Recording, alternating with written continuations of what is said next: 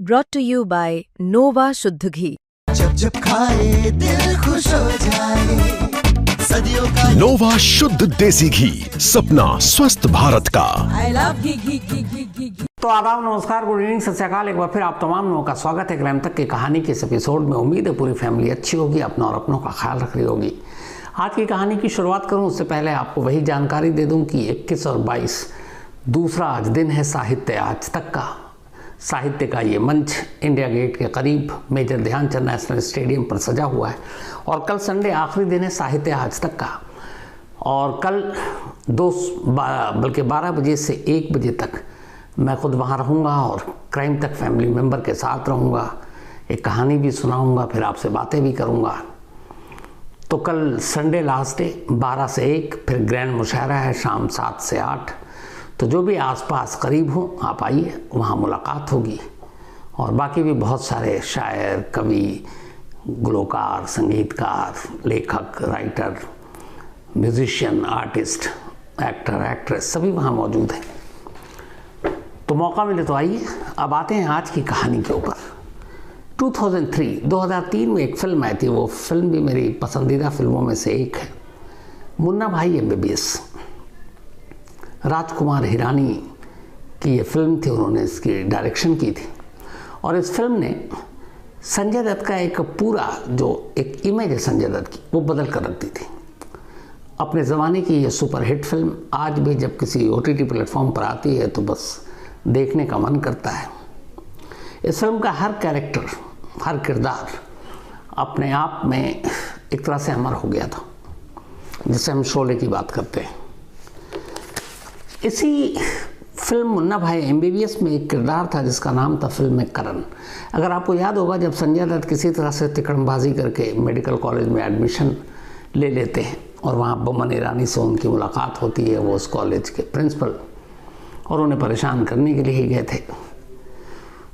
तब मुन्ना भाई अपनी अदाओं से, अपनी हरकतों से, जादू की छप्पी से लोगों का दिल जीतते जाते हैं। और इसी दौरान फिल्म की कहानी आगे बढ़ती है और एक किरदार, एक कैरेक्टर सामने आता है जिसका फिल्म में नाम था करण। वो हॉस्पिटल का सीन याद कीजिए। एक नौजवान लड़का बेड पर बैठा हुआ है, उसकी माँ रो रही है। संजय दत्त आता है, पता चलता है उस लड़के ने जान देने की कोशिश की थी। क्यों? क्योंकि वो इश्क में नाकाम हो गया था। तो इश्क के चक्कर में एक लड़की की वजह से वो अपनी जान देने की कोशिश कर रहा था। और संजय दत्त का वहाँ डायलॉग था, उसे समझाते हैं कि तुम्हारी माँ है, तुम्हारे बाद इसका क्या होगा। और फिर किसी तरह से उसका ब्रेन वॉश करते हैं, उसे ढर्रे पर लाते हैं। करण नाम का ये किरदार निभाया था इस फिल्म में विशाल ठक्कर ने। विशाल ठक्कर, जिनको इससे पहले भी उन्होंने कुछ फिल्में में काम किया, कई ऐड में काम किया, टीवी सीरियल में काम किया, जिनमें एक मशहूर है तारक मेहता का उल्टा चश्मा। तो लेकिन इस फिल्म ने विशाल ठक्कर को एक पहचान दी थी। 2003 में आई ये फिल्म मुन्ना भाई MBBS।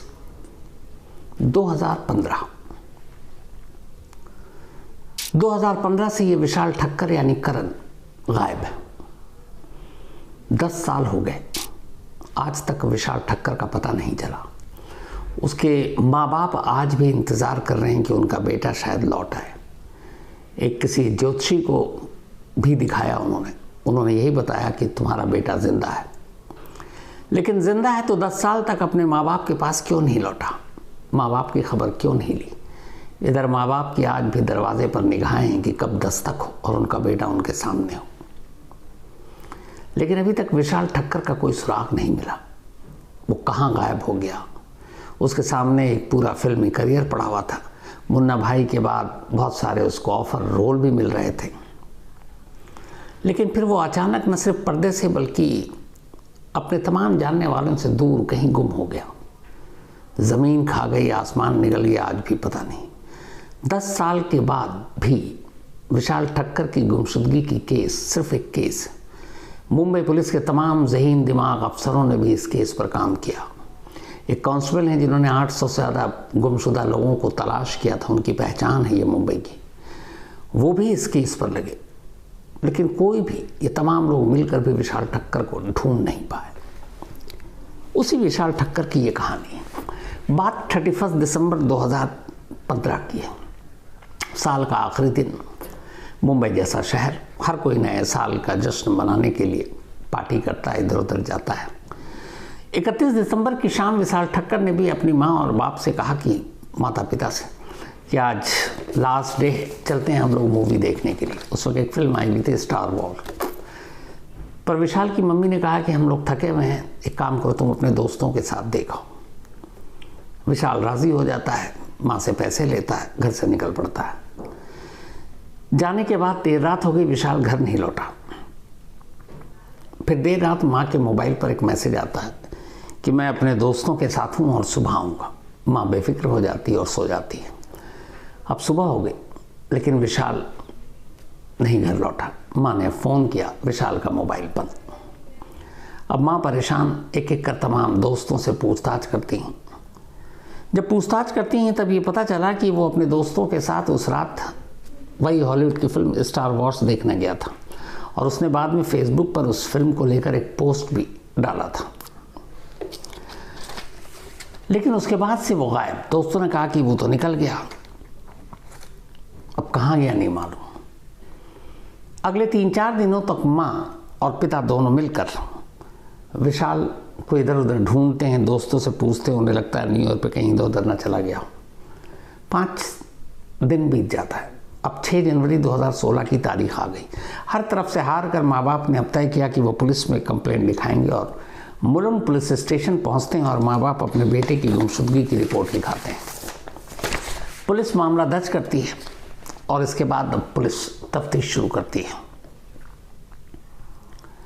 अब जब पुलिस तफ्तीश शुरू करती है और विशाल के मोबाइल को खंगालती है तो फिर ये पता चलता है कि उस रात विशाल अपने दोस्तों के साथ पिक्चर देखने गया और उन दोस्तों में उसकी एक गर्लफ्रेंड भी थी और गर्लफ्रेंड भी साथ थी, आखिरी वक्त में भी साथ थी। पुलिस को यह भी पता चला कि रात को ये लोग फिर पिक्चर देखने के बाद घोड़बंदर में गए थे और वहाँ एक रिजॉर्ट में रुके थे और तब विशाल की गर्लफ्रेंड रजनी राठौड़ साथ थी और बाद में कुछ और दोस्त थे। अब पुलिस ने रजनी को पूछताछ के लिए बुलाया। रजनी से पूछताछ की। रजनी ने कहानी सुनाई। उसने कहा 31 दिसंबर को विशाल आया तो था, सबने साथ मिलकर और भी दोस्त थे, फिल्म देखी। फिल्म देखने के बाद हमने न्यू ईयर की पार्टी की। पार्टी करने के लिए सभी दोस्त मुंबई अहमदाबाद हाईवे पर लॉन्ग ड्राइव पर गए। फिर वहीं उसी हाईवे पर उन्होंने एक रिजॉर्ट लिया, उस रिजॉर्ट में रुके और फिर देर रात तक, बल्कि अर्ली मॉर्निंग तक सबने पार्टी की और फिर अगली सुबह सभी मुंबई के लिए रवाना हो गए। रजनी का कहना था कि विशाल ने कहा था कि उसे अंधेरी कहीं जाना है, तो फिर उसने उसे ऑटो में बिठा दिया और रजनी वहाँ से निकल गई और विशाल चला गया। इसके बाद विशाल कहाँ गया पता नहीं, लेकिन जब मैं पहुँची, उसके पहुँचने के बाद मैंने विशाल को कॉल किया। विशाल का मोबाइल बंद था। वो आखिरी बातचीत थी, वो रात आखिरी थी उन लोगों के साथ में। इसके बाद से कुछ पता नहीं। बाकी भी जितने दोस्त थे पार्टी में, उन सभी लोगों से भी बातचीत की गई और सभी का स्टेटमेंट यही था जो रजनी ने दिया था विशाल की गर्लफ्रेंड ने, कि इन सभी ने मुंबई अहमदाबाद हाईवे पर पार्टी की थी, वहीं रिजॉर्ट में रुक गए थे, सुबह सब अपने अपने घर को निकल गए। विशाल और रजनी भी निकले, रजनी ऑटो से निकली, विशाल अलग गया और फिर विशाल गायब हो गया। अब ये जब सारी कहानी हो गई, कॉल लोकेशन डिटेल सब खंगाला, तो हर एक दोस्त का और गर्लफ्रेंड रजनी के स्टेटमेंट सब मैच कर रहे थे, जो टेक्निकल एविडेंस थे उसके साथ। उस रिजॉर्ट में भी जाकर पूछताछ की गई, वहाँ भी सीसीटीवी कैमरा देखा गया, बिल्कुल वो सब वहीं थे, सही थे, सब मस्ती के मूड में थे। तो कहीं से भी कोई शक की कोई गुंजाइश नज़र नहीं आ रही थी। अब जब कोई सुराग नहीं मिला तब फिर मुलुंड पुलिस स्टेशन ने मुंबई के एक मशहूर कांस्टेबल हैं, सिपाही राकेश पांडे, उनको अप्रोच किया। राकेश पांडे की खासियत ये है कि ये मिसिंग पर्सन को ढूंढने में माहिर हैं। इन्होंने 800 से ज़्यादा ऐसे केसेस को सुलझाया। वो इंसानी नफ्स कैसे गायब होता है, क्या कुछ छुपाता है, मतलब एक्सपर्ट हैं ये इसके। तो अब राकेश पांडे को भी इस केस में लगाया गया, लेकिन धीरे धीरे वक्त बीता, राकेश पांडे भी किसी नतीजे पर नहीं पहुंच पाए। बाकी सीनियर अफसर भी लगे, लेकिन कोई कामयाबी नहीं मिली। यहाँ तक कि विशाल के सारे मोबाइल, बाकी डिटेल सब कुछ खंगाला गया, कोई जानकारी नहीं मिली, ना कोई ऐसा नोट मिला। माँ बाप से पूछताछ हुई तो पता चला कि उसके सारे डॉक्यूमेंट्स, उसके कपड़े, सब कुछ घर पे थे। अगर उसे कहीं जाना होता तो वो अपना बैग पैक करता, डॉक्यूमेंट्स रखता, लेकिन सब कुछ घर पर था। वो खाली हाथ गया था पार्टी करने, पिक्चर देखने और लौट आया। अब जब हर तरफ से पुलिस नाकाम रही तो फिर पुलिस ने रिश्तों को खंगालना शुरू किया, और जब रिश्तों को खंगालना शुरू किया तो पुलिस को एक अजीब सी जानकारी मिली। पता चला कि विशाल ठक्कर की जो गर्लफ्रेंड है रजनी राठौर, इनके बीच अच्छी दोस्ती, रिश्ते सब कुछ रहे। लेकिन फिर एक बार रजनी ने विशाल के खिलाफ एक पुलिस स्टेशन में, इसी मुलुंड पुलिस स्टेशन में रेप की रिपोर्ट लिखा दी थी और कहा था कि उसने घर बुलाया और घर पर मेरे साथ ज़बरदस्ती करने की कोशिश की, मुझे मारा पीटा, और उससे जाकर रेप की कंप्लेंट लिखा दी। इस कंप्लेंट के बाद पुलिस अब विशाल को ढूंढ रही है। वो कहीं शूट पे था, अखबार में खबर छप गई। इसलिए भी खबर छपी क्योंकि विशाल ठक्कर अब एक नामचीन इंसान था। मुन्ना भाई MBBS ने उसे मशहूरियत, मकबूलियत बख्शी थी। तो अब एक मुन्ना भाई MBBS का एक कैरेक्टर, उसके ऊपर रेप का इल्ज़ाम, खबर तो अपने आप बन गई। तो जब अखबार में पढ़ा तो खुद फिर विशाल पुलिस स्टेशन पहुंचता और अपने हवाले कर देता है। पुलिस अब उसको गिरफ्तार कर लेती है। गिरफ्तार करने के बाद पूछताछ होती है। 3 दिन तक वो पुलिस हिरासत में रहता है। पुलिस उसको कोर्ट में पेश करती है, जहाँ से पुलिस कस्टडी मिली थी। लेकिन ठीक तीसरे दिन उसी की गर्लफ्रेंड रजनी पुलिस स्टेशन पहुँचती है और अपना केस वापस ले लेती है। वो कहती है अब हम फिर से नई ज़िंदगी शुरू करना चाहते हैं, जो भी मैंने इल्ज़ाम लगाया वो गलत था, मैं केस वापस ले लूँ। तो रजनी ने केस वापस ले लिया, विशाल बरी हो गया। विशाल की माँ से भी इस बारे में पूछताछ हुई। उन्होंने कहा कि हाँ, दोनों साथ थे। पर विशाल की माँ ने ये भी कहानी सुनाई कि एक वक्त ऐसा आया था जब रजनी के किसी और लड़के के साथ देखा गया, विशाल को शक हुआ, विशाल ने उससे झगड़ा किया। पलटकर रजनी ने उनके बेटे के खिलाफ झूठा इल्ज़ाम लगाया, लेकिन 3 दिन के अंदर अंदर ये इल्ज़ाम वापस ले लिया गया।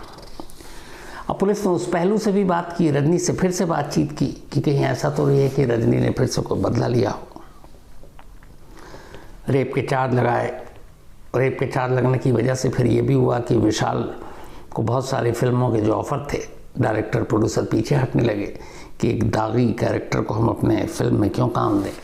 तो उससे उस वक्त उसको असर पड़ा और थोड़ा सा वो डिप्रेशन में भी चला गया था। लेकिन फिर रजनी ने माफ़ी मांगी, केस वापस लिया और दोनों के रिश्ते फिर से एक तरह से ठीक हो गए थे और अब दोनों साथ थे। तो गर्लफ्रेंड को भी हर तरह से पुलिस ने खंगाला कि कहीं ऐसा तो नहीं है कि इन दोनों के बीच में फिर कुछ हुआ और नए साल के जश्न के दौरान कहीं रजनी ने कोई साजिश रची हो। रजनी के सारे मोबाइल, उसके दोस्तों के सारी जितनी भी चीज़ें थीं, हर एक को पुलिस ने खंगाला, टटोला, पर कहीं से भी कोई ऐसी चीज़ नहीं मिली जिससे लगे कि रजनी गुनहगार है। विशाल के कुछ और दोस्त, उनको भी पुलिस ने खंगाला, कोई ऐसी जानकारी नहीं मिली।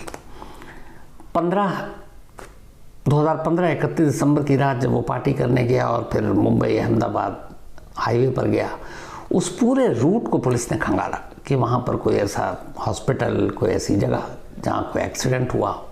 न्यू ईयर का टाइम था, ड्रंकन ड्राइवर का कोई केस हुआ हो, लेकिन किसी हॉस्पिटल से ऐसे किसी इस उम्र के लड़के की रोड एक्सीडेंट में घायल होने या मरने की कोई भी इंफॉर्मेशन नहीं मिली।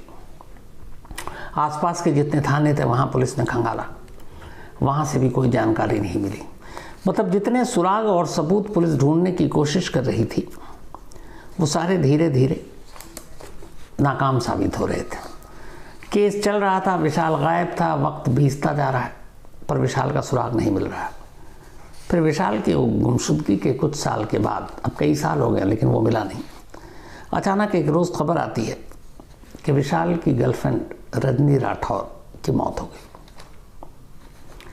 अब जैसे ही रजनी की मौत की खबर मिली, पुलिस को लगा कि कहीं इसकी विशाल की गुमशुदगी से तो इस मौत का कोई लेना देना नहीं। पुलिस वापस पहुंचती है, रजनी की मौत की तफ्तीश करती है तो पता चला कि नहीं, रजनी की मौत दिल का दौरा पड़ने से हुई थी। यंग एज में रजनी को हार्ट अटैक आया और उसकी डेथ हो गई। रजनी की मौत के बाद रजनी के माँ बाप ने बाकायदा विशाल के घर जाकर विशाल के माँ बाप से माफ़ी मांगी उस एक्ट के लिए जब रजनी ने उसके खिलाफ FIR लिखाई थी रेप के मामले में। तो अब रजनी की भी मौत हो गई, लेकिन विशाल का कोई सुराग नहीं मिला। धीरे धीरे वक्त बीतता गया, कई बार ऐसी कई डेड बॉडी मिली लावारिस। उम्र हुलिया भी वैसे ही, हर बार पुलिस पहुंचती। कई बार तो पुलिस ने विशाल के माँ बाप को भी बुलाया। आप सोचिए उस माँ बाप पे क्या गुजरी होगी जिनका बेटा गायब है, और जिंदा बेटा तो लौटा नहीं, लेकिन लावारिस लाश की सूरत में कि क्या पता विशाल ठक्कर की लाश ना हो, उन्हें जाकर शिनाख्त करनी पड़ रही है। लेकिन हर बार ऊपर वाले ने कर्म किया, वो लाश विशाल की नहीं थी। वक्त बीतता रहा, विशाल का कोई सुराग नहीं मिला। आसपास जितने भी इलाके थे उन सबको ढूंढ निकाला, लेकिन कहीं कोई सुराग नहीं मिला। विशाल बहुत रईस परिवार से नहीं था, एक मिडिल क्लास फैमिली। पिता जो है बिजनेस करते थे, एक बार बिजनेस डूब गया, उनके हालात भी ख़राब हुए। माँ घर में हाउस वाइफ। बचपन से विशाल को एक्टिंग का शौक़ था, और एक रोज़ गरबा करते हुए उसके एक पड़ोसी ने देख लिया था, और गरबा करते वक्त जो उसके मूवमेंट थे गरबा के और चेहरे का एक्सप्रेशन था, उन्हें देखकर लगा कि ये लड़का पर्दे पर या टीवी पर अच्छी एक्टिंग कर सकता है। तब उन्होंने विशाल को एक टीवी ऐड के लिए अप्रोच किया और एक ऐड कंपनी के पास ले गए। वहाँ ऑडिशन चल रहा था। उस ऑडिशन के बाद विशाल ठक्कर को सिलेक्ट किया गया। एक अपने एक्स कैप्टन सौरभ गांगुली एक ऐड कर रहे थे, तो उसमें ये एक रोल था छोटा सा कि सौरभ गांगुली के पीछे जाकर विशाल को बस खड़ा रहना, और सौरभ गांगुली जो भी बोले विशाल को अपने चेहरे पर एक्सप्रेशन देना है। तो जब ऐड शूट शुरू हुआ तो सिर्फ इतना रोल था, पीछे खड़े होने का और चेहरे पे एक्सप्रेशन देने का। तो जैसे ही गांगुली बोले सौरभ गांगुली, और विशाल को अपना एक्सप्रेशन देना है, तो डायरेक्टर की नज़र पड़ी सौरभ गांगुली के डायलॉग के बीच में कि ये लड़का बहुत अच्छा एक्सप्रेशन दे रहा है चेहरे पर। तो इसी के बाद उन्होंने फिर शूट कट किया और उन्होंने कहा कि नहीं, सौरभ गांगुली के साथ एक और लीड रोल था, तो उन्होंने कहा कि ये लीड रोल करेगा, पीछे नहीं खड़ा होगा। तो सिर्फ उसकी काबिलियत को देखकर उस टीवी ऐड में क्रिकेटर सौरभ गांगुली के साथ अब पीछे खड़े होने के बजाय लीड रोल मिल गया विशाल ठक्कर को। और इसके बाद फिर जब ये ऐड आया तो विशाल ठक्कर की फिर डिमांड बढ़ने लगी। फिर बहुत सारे ऐसे ऐड थे, रसना, बर्जर पेंट, हाजमोला, हिमालय जैसे इन ब्रांड में भी विशाल की एंट्री हुई और वो इनके लिए ऐड करने लगा। पहली बार 2001 में विशाल को एक फिल्म मिली, और बड़ी फिल्म थी, चांदनी बार। बहुत ही अच्छी फिल्म थी ये। तब्बू जिसमें लीड एक्ट्रेस थी, मुंबई की एक बार की कहानी थी, और ये मुंबई का एक रियल बार जिसका नाम चांदनी है। तो चांदनी बार में तब्बू के जो बेटे अभय सावंत का किरदार था वो विशाल ठक्कर ने किया था। तो चांदनी बार से फिल्मों में एंट्री हुई, और चांदनी बार में विशाल ठक्कर की इस अदाकारी को लोगों ने सराहा भी। फिर इसके बाद 2003 में अचानक चांदनी बार में ही विशाल के जब काम को देखा, तो विशाल के काम को देखने के बाद राजकुमार हिरानी की नज़र पड़ी, और तब वो मुन्ना भाई MBBS बना रहे थे। अलग अलग कहानी थे उसमें। एक कहानी ये था कि हॉस्पिटल का एक सीन है जिसमें एक नौजवान लड़का, आजकल के उस माहौल के हिसाब से उन्होंने दिखाया कि एक लड़की को प्यार करता है, लड़की ने धोखा दे दिया और वो अपनी जान देने जा रहा है। उधर बूढ़ी माँ है, इकलौता सहारा बेटा है। तो ये पूरी एक कहानी उसमें डाली गई, और इस रोल के लिए विशाल ठक्कर को चुना गया। फिल्म में कैरेक्टर का नाम था करण, तो करण का रोल प्ले किया विशाल ने। अब चूंकि मुन्ना भाई MBBS मतलब एक सुपर डुपर बम्पर हिट थी, बॉक्स ऑफिस पर इसने तहलका मचा दिया था, तो इसके हर कैरेक्टर को लोगों ने पहचानना शुरू कर दिया था, और ये वजह कि करण को भी लोग पहचानते थे। तो इस फिल्म ने, इस एक फिल्म ने करण को बहुत सारी शोहरत बख्श दी। इसके बाद करण को बहुत सारे ऐसे फिल्मों में ऑफर मिलने लगे। फिर उसने तारक मेहता जो उल्टा चश्मा है उसमें भी अभिनय किया। कई और फिल्मों में भी उसने बहुत सारे रोल किए। अब ये था कि एक प्रतिभाशाली, एक टैलेंटेड लड़का फिल्मों में आगे अच्छा काम कर सकता है। लेकिन इन्हीं सब के बीच 2015 31 दिसंबर और 1 जनवरी 2016 के दरमियान विशाल ठक्कर गायब। सोचिए 10 साल बीत गए, आज भी माँ को इंतज़ार है कि उनका बेटा लौटेगा। जितने लोग विशाल और उसके परिवार को जानते हैं, इनमें फिल्म इंडस्ट्री के बहुत सारे लोग, उन्होंने भी अपनी तरफ से पुलिस को अप्रोच किया, लेकिन आज तक ना उसका एक कॉल आया, ना मैसेज आया, ना कभी कहीं ऐसा कोई विटनेस मिला जिसने विशाल को किसी और शहर में, किसी और देश में देखा हो। मतलब उस रात जो गायब हुआ या उस सुबह जो गायब हुआ, उसके बाद ऐसा गायब हुआ कि उसकी एक छोटी सी भी खबर इन 10 सालों में नहीं आई। लेकिन मामा है, आज भी इंतज़ार कर रही है। मेरी यही दुआ है कि विशाल जहाँ हो अच्छा हो और ज़रूर एक बार लौट कर आए। तो इन्हीं दुआओं के साथ फ़िलहाल आज कहानी में इतना ही, लेकिन कहानी ख़त्म करूँ उससे पहले वही अपना सिलसिला। Aadiya, happy birthday Aadiya. आदिया की मौसी मतलब मनीषा झा हमारी टीम की, तो ये पूरी तैयारी में लगी हुई हैं और आदिया एकदम एक्साइटेड है अपने बर्थडे को लेकर। तो पूरी क्राइम तक फैमिली की तरफ से हैप्पी बर्थडे आदिया, हमेशा अच्छी रहो, खुश रहो। इसी तरह अपने सभी मौसी, मम्मी, पापा, नानी, नाना सभी को खूब तंग भी करती रहो, उन्हें प्यार भी करते रहो। और सुना कि तुम्हारे आने से घर में रौनक रहती है, तो बस ये रौनक बिखेरती रहो। एंड हैप्पी बर्थडे, तुम्हारा गिफ्ट ड्यू है। खूब नाम कमा, खूब पढ़ो लिखो। साथ ही आज रचित दुआ, इनका भी जन्मदिन है, तो हैप्पी बर्थडे रचित। और ये भेजा है भरत भंडारी जी ने। इसके अलावा वेदांशी, इनका भी जन्मदिन है, तो हैप्पी बर्थडे वेदांशी। और ये भेजा है धवल हड़ियाल ने। एंड धवल हड़ियाल जी ने एक और भेजा था, belated happy birthday to Kevin, भूल गया हूँगा बीच में। तो केविन आपको भी हैप्पी बिलेटेड मतलब बर्थडे, एंड वेदांशी आपको भी। साथ ही सुखदेव जानी, इनका भी जन्मदिन है, तो हैप्पी बर्थडे सुखदेव साहब। इसके अलावा जया सिंह एंड कौशल किशोर, इन दोनों की एनिवर्सरी है। तो जया जी एंड कौशल जी, आप दोनों को बहुत बहुत बधाई, मुबारक आपकी शादी की सालगिरह की, happy anniversary. Sonia Verma and Vikas Verma, इन दोनों की भी एनिवर्सरी है। तो सोनिया जी एंड विकास जी, शादी की सालगिरह की बहुत बहुत बधाई, हैप्पी एनिवर्सरी। दोनों आप हमेशा यूं ही रहें, साथ रहें, खुश रहें, यही दुआ है। तो इसी के साथ कहानी में इतना ही, लेकिन चलते चलते फिर आपको कहूँगा कि कल लास्ट डे है साहित्य आज तक का। कल 12 से 1 उसी नेशनल स्टेडियम मेजर ध्यानचंद में मैं मिलूँगा, क्राइम तक फैमिली मेम्बर के साथ गप्पे मारूँगा। तो आइएगा ज़रूर कल 12 से 1, जिन को मौका मिले। और अब आपसे मुलाकात होगी मंडे रात 11 बजे, बस रात 9 बजे किसी नई कहानी के साथ। 11 इसलिए बोल दिया कि कल संडे, आज तक पर 11 बजे क्राइम कहानियाँ विश्रम्स आता है, तो वो मौका मिले तो देखिए, वरना मंडे रात 9 बजे किसी नई कहानी के साथ आपसे फिर मुलाकात होगी। तब तक अपना और अपनों का ख्याल रखिए। Thank you very much.